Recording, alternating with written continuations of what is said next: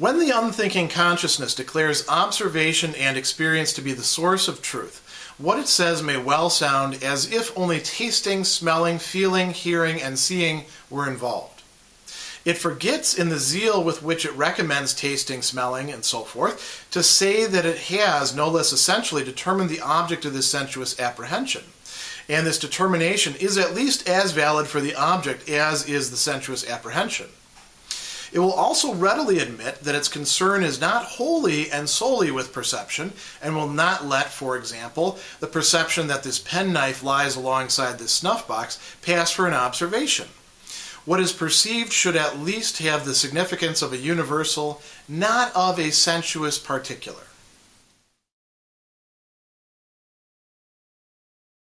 We've now reached paragraph 244, and so what that means is that we've started the section observing reason, which is a portion of reason itself, right? Reason is this massive section that's split into a number of sections and subsections, and now we're starting the very first determinate subsection of observing reason, which is observation of nature. And what we see here in this very short paragraph is Hegel already setting things up, setting the trajectory, setting the orientation for where we're going. So reason in this section, at least for some early parts of it, is primarily oriented towards looking at what is not reason itself, not the rational subject, but what we might call the object for reason. Now, of course, it's finding itself there, as we've seen. Hegel's already talked quite a bit about that. But there's an agency that's involved. So he talks about an unthinking consciousness here. In the passages to come, he's also going to talk about, reason in its sort of instinctual state. And so that's what we're dealing with here. Reason in a rather crude and raw state, but one in which it starts to show its powers, its capacities, right? And the German term here is, you might say, thoughtless, not just unthinking, but lacking thoughts, not thinking things through. That doesn't mean that it doesn't have any ideas. It's got plenty of ideas, but those are, we might say, matters of representation, if we want to read that in here. And unthinking consciousness attends to observation and to experience, or Erfahrung, as what he calls sources of truth. And sources here is Quelle. You might think of it not just as criteria, but where truth is going to come from. And as we go a little bit further with this, you should ask yourself, have we traversed this path already? And the answer is yes. This is part of the path that we traversed with sense certainty. And you notice another term here that corresponds to something we've already gone through, perception, Wahrnehmung. So why is he doing that? Well, remember, in the Hegelian dialectic, as it's being worked out here in the Phenomenology, we go through the same processes, but we deepen it. On the second, the third hit at it, more is being added. And also some of the non-essential stuff is being stripped away. So he says here in this quite important passage, unthinking consciousness may well sound as if only tasting, smelling, feeling, hearing, and seeing, the five senses, the Empfinden, were involved. So is that really what's going on? He says, it forgets in the zeal with which it recommends these things, sensation, to say that it has no less essentially determined the object of this sensuous apprehension, that's the Empfinden, and this determination is at least as valid for the object as is the sensuous apprehension. So what are we actually sensing when we are, smelling things, when we're tasting things, right? I just had, for example, a nice meal of angel hair and pasta sauce, right? Do I say I'm just tasting tomato? Even if I say I'm tasting tomato, I'm already identifying it as something. Do I say, oh, I'm tasting the particular flavor profile of sweet, but also sour, and so on and so forth? I identify it with objects. I identify it with things that I can point to. Hegel will talk here in terms of like the perception of the penknife next to the snuff box. Probably not something we can relate to. But you can easily relate to, for example, a piece of chalk that is next to the chalkboard in my hand, which is, just getting out of this jacket, right? We can talk about these things as objects that we perceive. Hegel wants to steer us from the very beginning into realizing that this is not all there is for reason. And again, we're traversing that path that we've already seen before. What are we actually engaging with? Some sort of universal. So he will say, what is perceived should at least have the significance of a universal, not of a sensuous particular. Why does the universal matter? Well, if we're thinking about reason, and we're thinking about what it is that reason is attempting to do, to know things, it can't simply know them just in terms of the pure, sensuous, confronting us experience, right? And it can't do it solely in terms of the thing and its properties. It has to grasp them as a universal. And now this is going to be a problem because universals for Hegel aren't something you might say quite so straightforward and staying in their places as they are for many other philosophers. We've seen there's a lot of dialectics involved in figuring out just what is a universal and how does it work. But that's for the paragraphs yet to come. This universal is thus, to begin with, only what remains identical with itself. Its movement is only the uniform recurrence of the same action. Consciousness, which thus far finds in the object only universality or the abstract it is mine, must take upon itself the movement proper to the object and, since it is not yet the understanding of the object, must at least be the remembrance of it, which expresses in a universal way what in actuality is present only as a single item. This superficial raising out of singularity and the equally superficial form of universality into which the sensuous object is merely taken up, without becoming in its own self a universal, this activity of describing things, is not yet a movement in the object itself. The movement is really only in the describing of the object. The object as described has lost its interest. When one has been described, then another must be started on and continually looked for in order that the activity of describing shall not come to an end. If it is no longer easy to find new whole things, then we must go back to those already found, divide, and analyze them further and bring to light fresh aspects of thinghood in them. This restless, insatiable instinct can never run out of material. To discover a new genus of major importance or even a new planet, which although an individual possesses the nature of a universal, can be the lot only of a lucky few.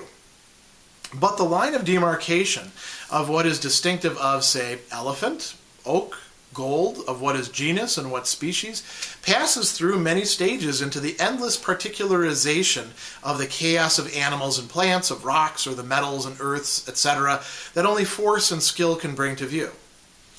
In this realm, where the universal is undetermined, where particularization approximates again to singleness, and again here and there descends to it entirely, there is opened up an inexhaustible supply of material for observation and description.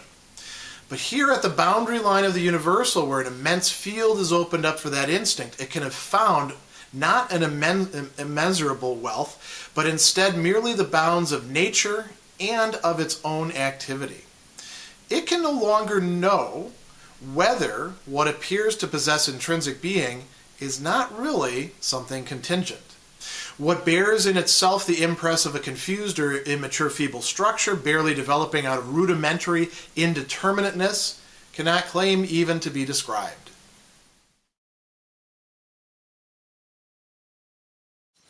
Hegel will begin paragraph 245 by talking about the universal that we just brought in the previous paragraph. And by the end of it, it's going to be very clear that the universal that's being grasped is not quite what we're looking for. It's, as we put it here, abstract and superficial. Now, why is that the case? Part of the answer to this lies in what he talks about in the very first sentence of it being a universal that is universal by remaining self-same. And we've seen that sort of lack of dynamism in a universal is going to be a problem that shows it's not really a universal, or it's a universal in sort of a lesser sense. But where is Hegel going with this in this whole discussion? He's going to pass through this really interesting discussion of all sorts of things that we could observe and we might get interested in. You would think about, for example, if any of you have had this sort of experience of being a kid and getting a chemistry set or taking a earth science class, and you go out and you start observing things, and you have a teacher, let's say, who's, or an instruction book that you can make sense out of, that isn't totally baffling you, and you begin attending to the features of things. And it's as if an entire world opens up for you. Now, for many people, this experience can go on and on and on, and it can lead them to become scientists or to get involved with things in other ways. We don't necessarily have to think of it in terms of science. We could think in terms of, say, culinary arts. People who enjoy not just cooking things, but taking them apart and figuring out how they work and then recombining them. Mechanics.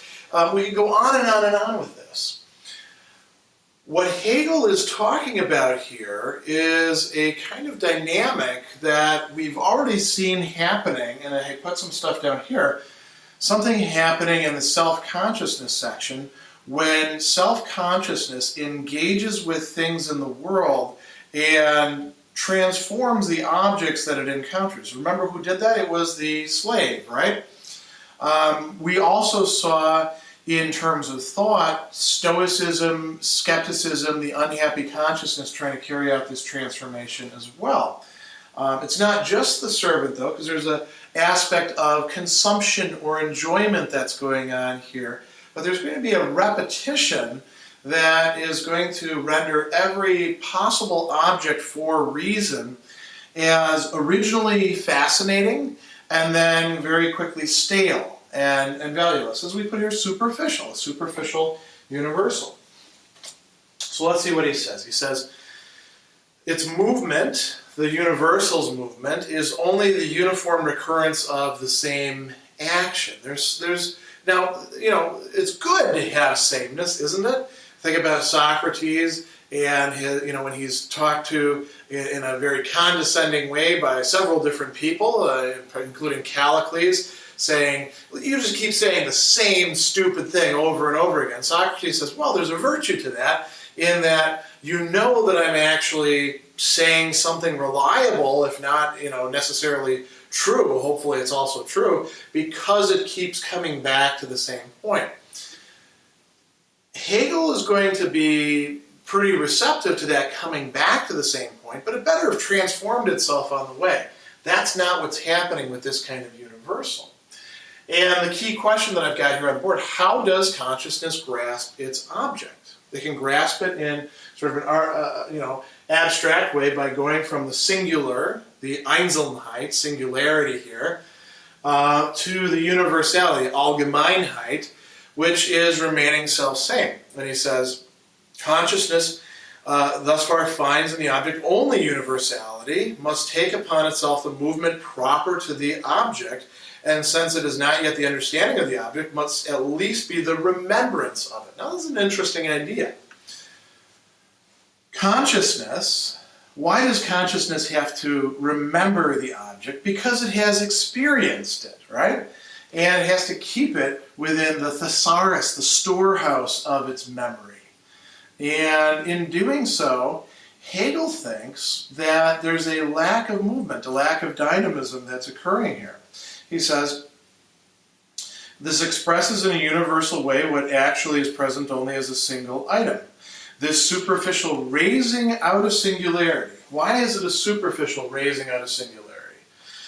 And the equally superficial form of universality into which the sensuous object is merely taken up, without, here's the answer, becoming in its own self a universal, What does he call this? This is the activity of describing things, the activity of description.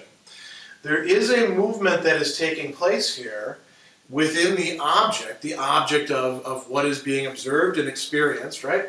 Its singularity is transformed into a kind of universality. That is what is there in the object. And now we describe the object. We say what it is, what characteristics it has. Perhaps we don't even need to describe it necessarily just in terms of words. Perhaps we do so graphically.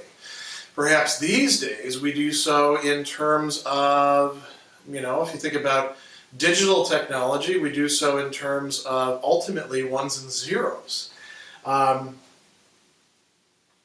What's going to happen is that there's a movement within the object that Hegel calls description, right? And then there's a movement from object to object to object to object, sort of in a relentless and restless way, that can't ever truly be satisfied. Reason is hungry. That word doesn't come up here, right? Reason has a desire. But that's what's going on in this passage, and the passage is yet to come. So he says, the object as described has lost its interest. Now, why? Well, once you've described it, you've gone away from what there was that was singular, unique, perhaps even fascinating about the object, and you turned it into something else. So you see an ant crawling around down there, and you're paying attention to it, and now you grasp it as ant. And that little particular ant is no longer quite so important, so interesting. Now, maybe you can think in terms of larger structure, ant colony, ant communication.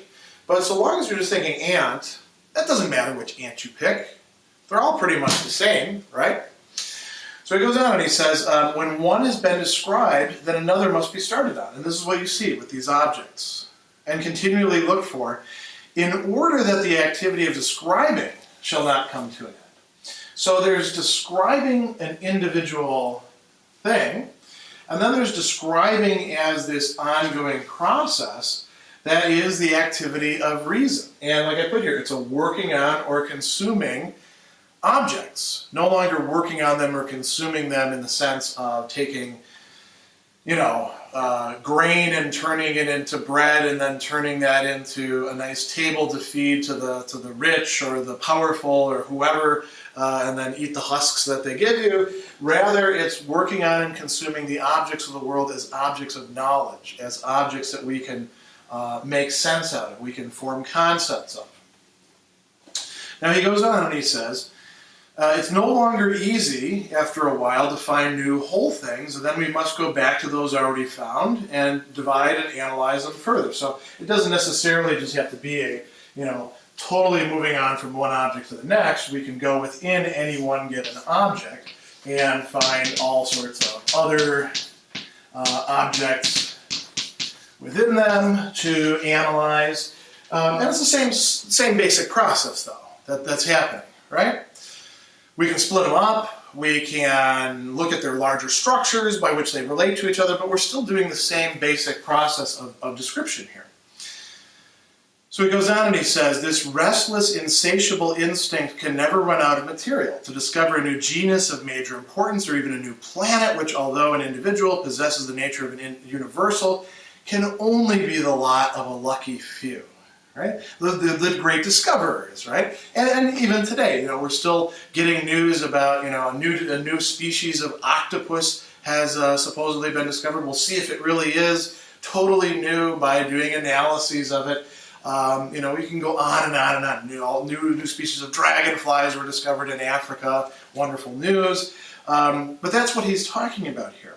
So he says, the line of demarcation of what is distinctive of, say, elephant or oak or gold, what is genus and what is species, passes through many stages into the endless particularization of the chaos of animals and plants, rocks, or the metals earth that only force and skill can bring to view.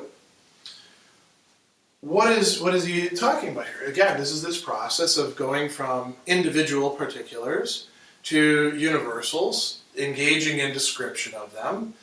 and then moving on to the next thing, or moving on to a part of that thing, or moving on to how that thing is related to another thing.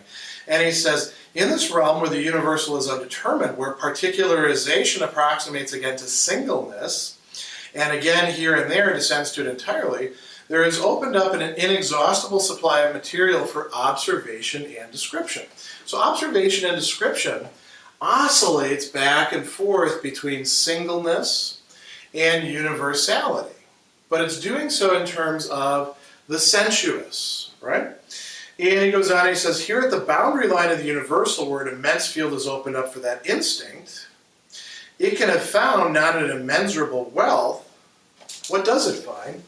Not the wealth that it's seeking, not a playground in which it will never be bored, not a library, if you're sort of like me, or Jorge Luis Borges, who talks about, heaven he imagines as a library, right, where you could sit and read things forever. But rather what it discovers is the limitations of reason and nature. It discovers a kind of poverty there. And it wants to overcome that. It wants more, in other words. It may want more than really could be made available to it. That remains yet to be seen. So he concludes this by saying, what bears in itself the impress of a confused or immature feeble structure barely developing out of rudimentary indeterminateness cannot claim even to be described. The further that we get down into the vague, the inchoate, the further we get away from this description. You also cannot, by the way, provide a description of the limits of description.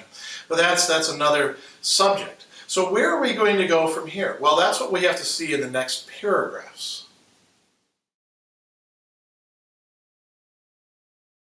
While this searching and describing seems to be concerned only with things, we see that in fact it does not run away into sense perception.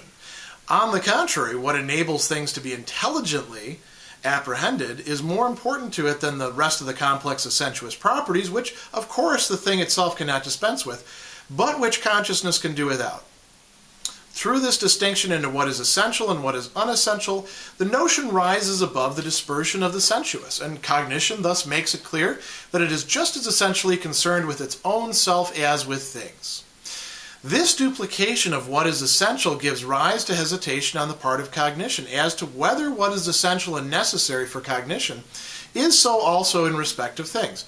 On the one hand, the differentiae enable cognition to distinguish one thing from another, but on the other hand, it is not the unessential aspect of things that has to be known, but that characteristic whereby the things themselves break loose from the general continuity of being as such, separate themselves from others, and are explicitly for themselves. Differentiae are supposed not merely to have an essential connection with cognition, but also to accord with the essential characteristics of things. And our artificial system is supposed to accord with nature's own system and to express only this. This follows necessarily from the notion of reason and the instinct of reason. For in this observational activity, reason operates only instinctively, has also in its systems achieved this unity, that is, its objects are themselves so constituted that they contain in themselves an essentiality or a being for self, and are not merely the accident of a particular moment or a particular place. The distinguishing marks of animals, for example, are taken from their claws and teeth. For in point of fact, it is not only cognition that thereby distinguishes one animal from another, but each animal itself separates itself from others thereby. By means of these weapons, it maintains itself in its independence and in its detachment from the generality. The plant, on the other hand, does not attain to a being for self, but merely touches the boundary line of individuality. It is at this boundary, therefore, where there is a show of division into sexes, that plants have been studied and distinguished from one another. What, however, stands on a still lower level cannot itself any longer distinguish itself from another, but in being contrasted with it gets lost. Being that is at rest and being that is in a relation come into conflict with each other. A thing in the latter case is something different from what it is in the former state, whereas the single individual maintains itself in its relation to something else. What, however, is unable to do this and qua chemical object becomes something else than it is empirically, confuses cognition and gives rise to the same conflicting views as to whether it ought to keep to one side or to the other, since the thing itself does not remain identical with itself, and in it the two sides fall apart.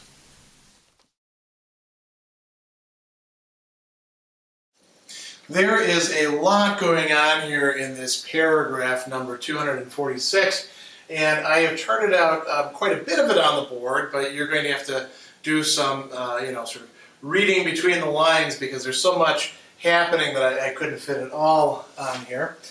Hegel is going to start out by making an important distinction between the essential and unessential, something that we've seen him do many times before. And he's actually in this passage going to talk about two different essentialities, or two different ways in which things are essential. One is going to be the notion, and the other is going to be what we call the differentiate. And we'll talk about precisely what he means by that. That's a technical term that we use in logic, but also in other matters, mainly derived from logic. So let's start out where he starts. He says, while this searching and describing seems to be concerned only with things, we see in fact it does not run away into sense perception. Why? Because sense perception is actually the unessential. So we just saw in the previous paragraph this interplay between the sensible particular thing and the universal that is still in some respect abstract or superficial. Now Hegel is going to steer us towards something that would be more substantive than that, what he's calling the notion, the Begriff, right? The concept. And he says, on the contrary, what enables things to be intelligently apprehended, what is that? That is the notion. When we grasp something intelligibly, we're not just doing so through our senses. Our senses are great, nothing wrong with them. It's just that they don't provide us with the intelligibility of the thing.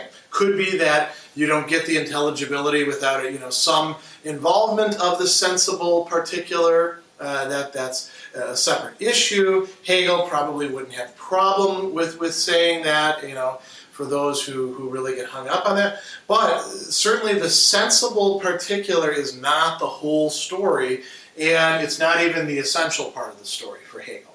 And this is what's going on for observing reason. He says, what enables them to be intelligently apprehended is more important than the complex of sensuous properties, which of course the thing cannot dispense with, because it wouldn't be that thing if it didn't have those properties, right? But which consciousness can actually do without. Consciousness can think the thing, or even in a certain sense, know the thing in its intelligibility, without worrying about those sensible properties, which are going to vary, according to sensibility. If you think about sight and how this book appears to you, I could actually be changing the way this book looks by the way I use the editing software, and yet you know it to be a book, right? And you know it to be this book, Hegel's Phenomenology of Spirit. This is not a great example because there's some problems one could raise with it, but you get the general idea of what I'm saying there. So he says there's a distinction into what is essential and what is unessential, and the notion rises above the dispersion of the sensuous. The notion has a unifying aspect to it. This is very important. It doesn't just unify in the sense of bringing together sensible particulars. The notion is a unification of the thing as object with consciousness as subject. Or you might say, another way to frame this, the thing is brought within consciousness by way of the notion. And when the notion is truly worked out, the notion encompasses the knower, the subject, the acting subject, who is forming the notion. So he says, cognition makes it clear that it is just as essentially concerned with its own self as with things. No big surprise there. We've seen this come up a number of times. Now he says there's a duplication of what is essential. Why is there a duplication? Well, there's a duplication of this as the essentiality of the thing. And then there's also the essential as the differentiate. This is a technical term that we use. You could just as well translate it as differences if you like. That's just the Latin, word for difference, right? And what the differences are what separate the thing from other things, what allow us to pick it out as what it is. Another way you could think about this is the differentiae are, in a certain sense, the sensible properties, right? That's how we register them. But they're also what is intelligible, what is understandable about the thing. And they allow us to say, all right, this thing, not these things over here. So, for example, saying chalk, right? We can say chalk is a type of writing substance. How is it different? It leaves its residue of calcium carbonate, I think, behind on the thing rather than graphite, rather than ink. That's a difference, right? That is something that tells you something about chalk. Is somebody confused? What's the chalk stuff? Well, it's that stuff over there that leaves that kind of residue. See, that's how it works to separate it off. So it is really something essential. And he says the differentiae enable cognition to distinguish one thing from another. On the other hand, it's not the unessential aspect of things that has to be known, but that characteristic whereby the things themselves break loose from the general continuity of being as such. Now that is a really interesting thing to say, and that's part of what gives you the reasoning for Hegel talking about animals and claws and all that stuff, and making this distinction between different levels of being. Right? Hegel has a very dynamic understanding of cognition and of nature. So he says differentiae are supposed to have an essential connection with cognition, and they're supposed to accord with the essential characteristic of things, and our artificial system is supposed to accord with nature's own system and to express only this. So what's going on here? Nature and reason ideally should equal each other. That's not actually going to happen most of the time, right? So let's actually put a non-equal thing there. But that's what reason is striving for. Reason is striving to make sense of the natural things that it is observing, to take them into its own purview, to find the intelligibility that is supposedly out there in nature. And how is it doing it? These differentiae are a key component of that. So he goes on and he says, this follows from the notion of reason and the instinct of reason. For in its observational activity, reason is only operating instinctively here. And he says that the objects so constituted that they contain in themselves an essentiality or a being for a self, and are not merely the accident of a particular moment or a particular place. This is where he starts talking about animals. Animals are distinguishable from each other, right? The giraffe has a long neck. You think about all this stuff. Or think about the sea and say, right? The cow says moo. The goat says ba. The dog says woof woof, or arf, or whatever. The rooster says cock-a-doodle-doo. These are differences. These are sensuous things, right? But we can say, well, the reason why the dog says bark bark is because it's constituted in a certain way, right? Its vocal cords are arranged in certain ways. Hegel talks in terms of something a bit more violent, in terms of claws and teeth, right? Why does he talk about that? Because part of the nature of animal life, as he's going to point out here in this beautiful passage, is not only to distinguish itself from other things in our minds, so that we sort of superimpose that order. Animals can be understood as distinguishable from each other because they do, in fact, differentiate themselves through the use of their abilities, right? They do so in terms of their notion, their genre, or species. They do so also in terms of individuality, Now, they don't think of themselves as individuals in the same sense that human beings do, but they do exhibit a kind of individuality that Hegel says is lacking at the level of plants. A little bit later he says, here we go, the plant does not attain to a being for self, but merely touches the boundary line of individuality. Why? There's a show of division into sexes, and we study them. What stands on a still lower level cannot itself any longer distinguish itself from another, but in being contrasted with it gets lost. And this is where I think we would probably say Hegel is saying things that we would no longer really accept. He's saying that at the level of non-organic, or even organic, but not at the level of plants, beings, composites. We don't really know what we're working with. He talks in terms, for example, of things being different in the empirical way that we grasp them, and in the chemical way. You got to remember too that chemistry was a science that it was, in a much more rudimentary state at the time, but people were very impressed by it as well. So he goes on and he says, what is unable to do this, to maintain itself in relation to something else through its differences, right? It confuses cognition, gives rise to the same conflicting views as to whether it ought to keep to one side or to the other. Since the thing itself does not remain identical with itself and the two sides fall apart, the unity is just not there. It's not that important of a point where he's going with this. We're going to see quite a bit of this, by the way, as we go on. In previous sections, I haven't taken issue with Hegel too much. There's going to be places where we're going to say, well, I think we can accept a lot of this, but perhaps what he's saying about this is a little less plausible. And that's the case. But this is very important, this notion that we have two kinds of essentialities here, a duplication of essentiality. So we should expect that somehow the notion and the differences are going to be connected with each other, and we want to watch how this plays out in the paragraphs yet to come.